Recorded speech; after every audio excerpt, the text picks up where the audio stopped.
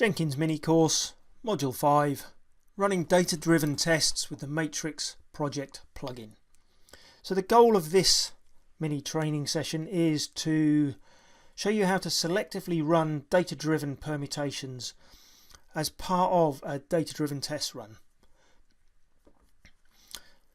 So what we're going to do in this particular scenario is create a data file with some test data in, and that'll be CSV data file, and it'll have 4 permutations or 4 test setups, and we'll label those number 1, 2, 3 and 4, and all this file will contain is an input A, input B and an expected result, and the test we'll be doing will just be a simple multiplication on the command line. So values in the comma separated variable table will be name of the test, number 1, input A 2, input B 2 and the expected result, which is 4. And we'll do something similar with 2 times 3 equals 6, and the same for 3. But 4, what we'll do, just to force a failed result, I think we'll do something like 3 times 3, so input A is 3, input B is 3, and we'll do the expected results of 10, which will force a failure. And what we're going to do with this CSV data file is we're going to set up a Jenkins job. So this will be the job, and that job will be responsible for running the test A, so input A times input B and the expected or the actual result out, and it'll compare from the data file. It'll take A, it'll take B, it'll run the test and compare the actual result with the expected result from the data file. Now we'll run this manually initially. We'll just configure the job like this, and we'll run it manually once so that it does the first run, and we'll do the 4th run, and we'll make sure that we get a fail here and we get a pass here. And then what we'll do is we'll configure it with the multi-config section of the job for Jenkins, and we'll get this job to automatically run all 4 of these tests and calculate the result based on the input file that we provide in the CSV data file.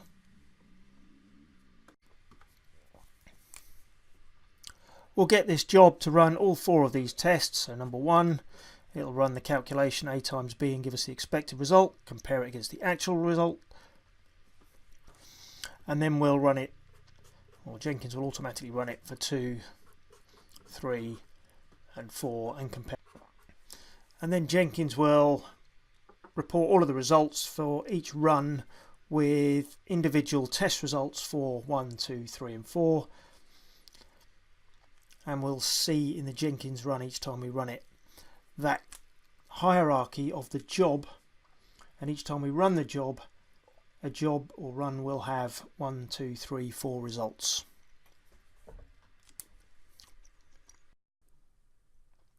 So into Jenkins then, and the first thing we need to do is install a couple of plugins, and we need 2 plugins for this. We need the text file operations, because this is going to create our CSV data file for us, and we need the matrix combinations plugin, and this will be responsible for running each of those individual test permutations. So in Jenkins, manage Jenkins, manage plugins, and under the available tab we want to search for text file operations, and then you'll want to search for the matrix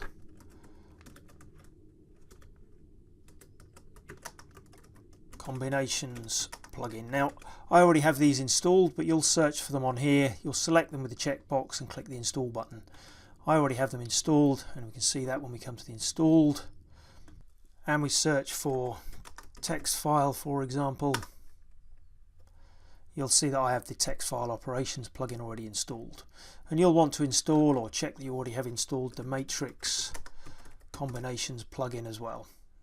It's slightly confusing because it's called with its title Matrix Configuration Parameter Plugin, and it's referred to on the homepage for the plugin as the matrix combinations parameter plugin. But anyway, once those two are installed, we can go back to Jenkins and we can create our new job.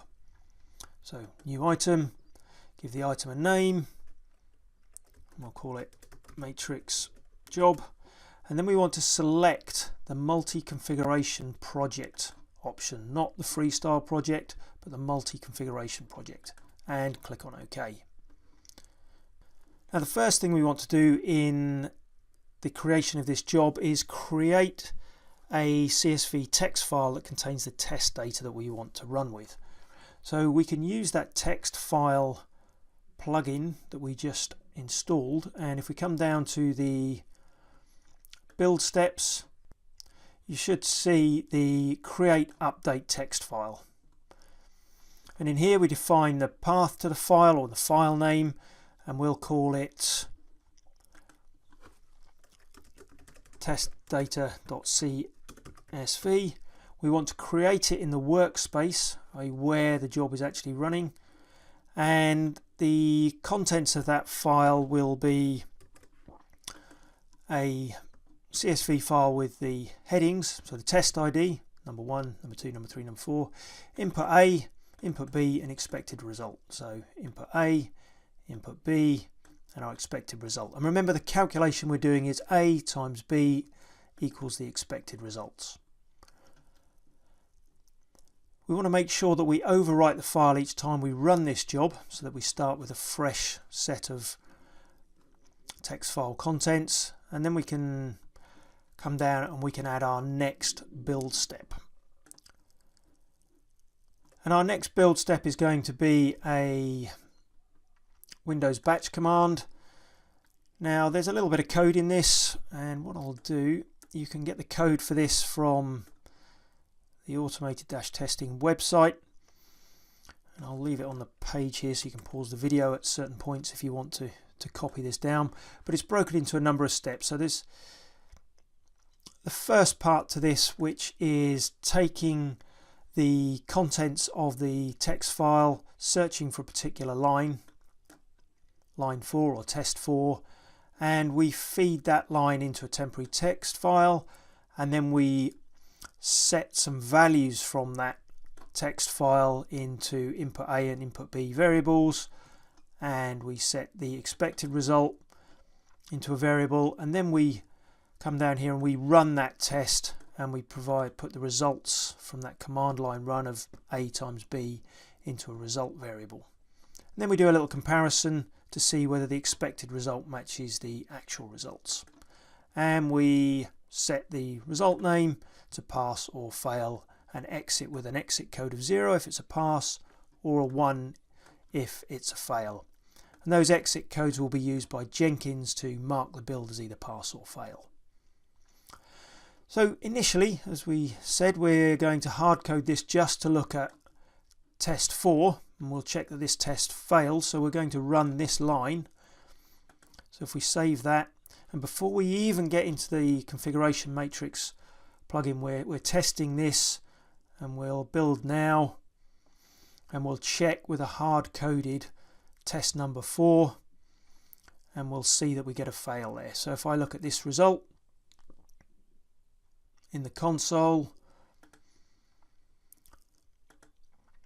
what we'll see is we ran the test, and if we come down here, our expected result did not match our actual result, and we set the test result to a fail. So I'm going to come back in, configure that job, and just make sure that make sure that test permutation 1, for example, or test number 1 will work if we hard code it too. So back into the configuration of the job, we scroll down, and you'll see at the moment in our little bit of code here that we've hard coded this to search through the test data and pick out number 4, which fails because the expected result is not correct. And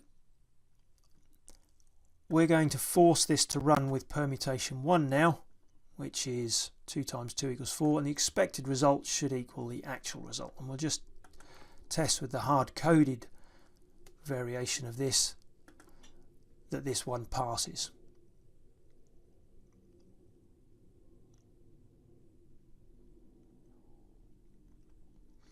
And if we look at the result for this one, and we look at the console output,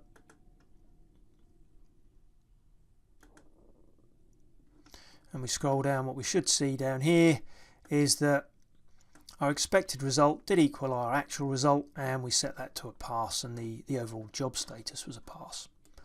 So that's the job hard coded with particular lines from the CSV file, or particular tests from the CSV file. What we want to do now is configure the job and bring into play this multi-configuration matrix project concept in the Jenkins job. And to do that, you'll see that if we come down here, we have a configuration matrix section to our job that we're configuring now, and we can select an axis, a user-defined axis, and this axis is going to be the value or the test number that we want to run. So what we'll define in here is something called the test ID, and this is a variable that will be set with values. So these are the values that we'll pick out. So test number 1, test number 2, test number 3, test number 4. So when we run the job, we'll be looking through the CSV file first for test number 1, then we'll look for test number 2, test number 3, test number 4. So we configured the matrix. What we need to do now is just make sure that our script, or our test if you like, is configured to run with that. So instead of having this line looking for a hard-coded test line or test number in that data file, we want it to feed in the test ID that we just set in that matrix part of the job. So Jenkins will now run this 4 times, one for each value that's set here, and each time it runs it, it will set the variable test ID to 1, then it will run it again, set the test ID to 2, then it will run it again, 3, 4. And each time that test ID variable will be expanded in here so that we search for the test or the permutation we want to run. So let's save that, and we'll build the job now. You'll see before we've even built it that we've got the configurations listed here. So that's test number 1, test number 2, test 3, test 4. And if we do a build now, you'll see Jenkins running each of these in turn. Might be slightly out of order, but it will run each of these particular jobs. So it's run 1, it's running 4, and then it'll run 2 and 3. And the concept to grasp here is that we have builds or runs of this job. So we've run it number 1, we run it number 2, we run it number 3, and each time we run it we get 4 configurations or 4 permutations. So I can drill into run 3 and we can see the configurations we run with, number 1, number 2, number 3, number 4. So we can drill down another level to look at this particular run, which was run number 3, and we ran with test number 1. And we look at the console output, and as we scroll down we can see that we actually ran with that permutation number 1, and we picked out just permutation 1 to run with, and of course the results expected and actual in this particular scenario were a pass. If we go back up to this build or run number 3 and we look at permutation 4, and we can look at the console output for permutation 4, you'll see as we scroll down that we ran with permutation 4, where the data input A 2 times 5, and we were expecting it to equal 9, clearly incorrect, and the actual result was actually 10, and because they didn't match we set the failure. And the really nice thing about this is that when we run this job each time, if we build it again, you'll see for this next run Jenkins will run number 1. We've got the old results here and it's currently running this one, and then it'll update the results 2, 3 and 4 as well. And if we drill into 4, so this is run 4 with these permutations, we've got the same set of test results. If we quickly go back and we update our configuration, we can see if we set the expected result correctly and we update the CSV file that we create with the correct result, so input A is 2, input B is 5, and we set the expected result to 10, and then rerun this job. Build now, and you'll see build 5 or test run number 5 start. And if we come in here, you can see these are the old runs, and as the run completes for each configuration, it updates to a solid colour, and you'll see now that we've got permutation or config 1, 2, 3 and 4 are all passing. And we can go back and we look at the previous build, and we can see that configuration 4 failed and the previous build before that failed. But essentially our latest build, where we had the correct expected and actual results, they were all passes.